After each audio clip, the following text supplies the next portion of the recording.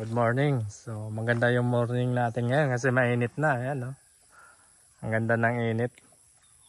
So ngayon maglilinis tayo ng ating bakuran sa ating bahay kubo. Ayan, oh. Ang daming mapalapan ng nyug. Paikot yan. Ayan, oh. So 2 araw kasi simula nung pakabagyo, wala tayo dito sa ating bahay kubo kasi nandun tayo sa aking kapatid na nalubog ng baha sa syudad.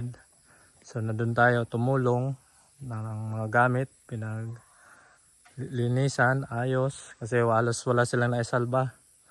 Mga gamit lahat basa, maging sa appliances na basa talaga. So yun, nandun tayo 2 araw, tumulong tayo doon. So ngayon lang tayo makakapaglinis sa ating bahay kubo. Yan, baka dumi. So di naman na yung ating bakuran masyado, yung mga pananim natin halos buo pa. Lahat yan. So ulan lang talaga malakas dito. Hangin medyo mahina naman kaya di naman gaano na yung ating mga pananim na konti. Tapos yung mga saging natin, ayan, no. Buo pa rin yung mga saging kasi nung lumalakas na yung hangin, inumpisahan ko na siyang putulan ng mga dahon. Ayan, no. So halos di sila na di katulad sa ibang sagingan talagang nagkaturumba, nabali, yun. Ayan, yung mga saging natin buo pa. Ayan, lalo na to, kung wala tong tukod tas yung dahon niya, sigurado tumba yan o kaya mabali kasi sobrang bigat dahil basa. Yan, so yan, papaya, daming bunga. Ayan, linis. Kaso yun lang, ang dami talagang lilinisin dito. Yan, umpisa pa lang yung bagyo, nabalik agad yung sanga doon. Muntik nang madaganan yung ating kubo ng ating mga alaga. So buti na lang, medyo di inabot. Umpisa na natin yung paglinis. Maganda yung panahon natin. Ano? Yan. Kahit dito sa loob, hindi naman masyado. So yan. Kaya mga alaga, medyo matapang lang kasi. Kaya natalian. Saka bawal na rin sa barangay. Yun, alpas ng mga aso. Yan. So di rin naman na yung ating mga halaman. Yan, buo pa rin. Yan.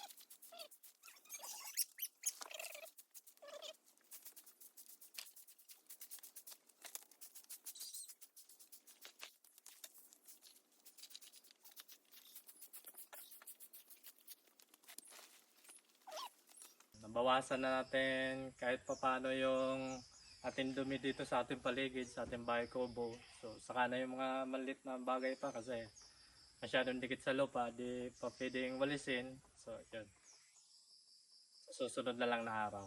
So maraming salamat po sa mga walang sawang sumusuporta sa ating YouTube channel. Sa mga baguhan natin na nagsusubscribe, maraming salamat po. Yung mga bumisita sa aking bahay, pasensya na po. Kasi medyo malilate yung pagbalik natin. Kasi wala tayong kuryente ng mga nakarang araw. Lobat natin cellphone, wifi. So yun, maraming dahilan. So wag po kayo mag-alala, babalikan ko kayo dyan. So antay na lang po.